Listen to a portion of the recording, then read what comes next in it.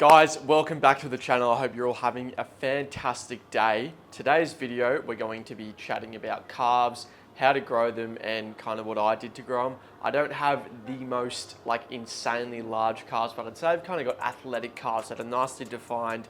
They also do kind of get pulled out of proportion just because my quads are quite big, and then the calf is just, I'd say, regular size, but has quite a bit of definition. So they kind of proportionally look small, but I still feel they have a solid amount of definition. So I'm going to be running you through my top tips of how I train them and how I currently train them and how I'm going to be training them in the future to make sure they absolutely blow up. And before we get into the information in the video, if you guys can please make sure you're subscribed to the channel. That is a great free way to support me. I think about 60% of you guys who watch the videos aren't subscribed, so please do that and throw a like on the video, as that'll help it get pushed out to more people. So firstly, I don't think there's anyone out there that actually really enjoys training calves. It's kind of like abs. We often neglect it, and it's one of those things that can get forgotten, but I think it is important to have it in your training structure just to make sure those muscle bellies are growing, and it's just something that's ticking along in the background. So like abs, I think it's something that should be trained kind of with more frequency and less volume within the session. So my best tip is to train it 2 to 3 times per week, and within those times that you do train it, maybe do 1 to 2 different exercises of around 3 sets. Now, I also think that, we want bigger calves, so training them in a high rep range around 12 to 20 reps is definitely the way you want to be doing it. Obviously, you can be doing lower rep, kind of higher weight stuff if it's for an athletic reason, but for the most part, if you just want aesthetic calves, I'd say that 12 to 20 rep range is what you want to be hitting.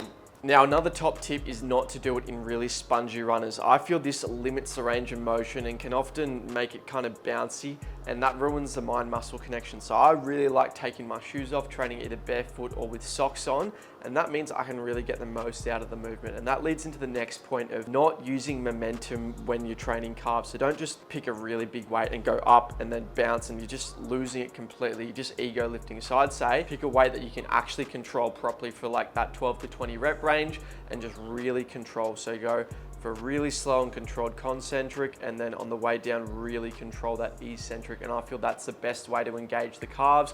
That's where you can really feel like that calf burning. I think it's a really satisfying feeling when you hit that. Now, most importantly, you want to be doing a mix of both standing and seated variations for the calf. So for the seated ones, I think there's only really 2 that come to mind. Obviously the generic seated calf raise, and then there's one called a donkey calf raise, but that's kind of hard to set up. So for the most part, I'd stick to the seated calf raise.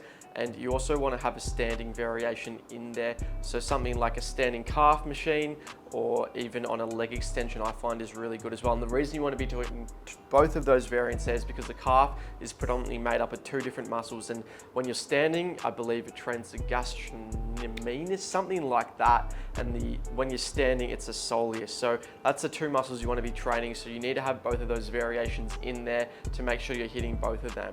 Now, when I finish my main sets for this, I actually like to do a bit of unilateral work. I find my left calf is much less engaged. So when I finish the main set, I'll go and do some complete body weight unilateral work. So just on one leg, I will just go up and down really slowly, just with no weight, and that makes sure that it's also being engaged as well. And I think it gets rid of any kind of asymmetries that I might have in the less engaged calf. So I like to, after the set, just socks on and you're just going up and down. It's pretty damn straightforward. And guys, please comment down below how small my calves actually are, or if you think they're decent. I think this could be a little journey for me to actually start training them consistently 2 to 3 times a week and make them explode, so YouTube can actually see me have some really aesthetic, juicy calves. Thanks so much for watching the video, guys. If you want to support me, obviously subscribe, like, chuck 2 comments down below. Use my codes for supplements. It's code NTF, also my skincare routine down below, and my power building program as well, which is the way I train with all these exercises put into an 11-week powerlifting cross bodybuilding training program for you. Thank you very much for watching the video, guys.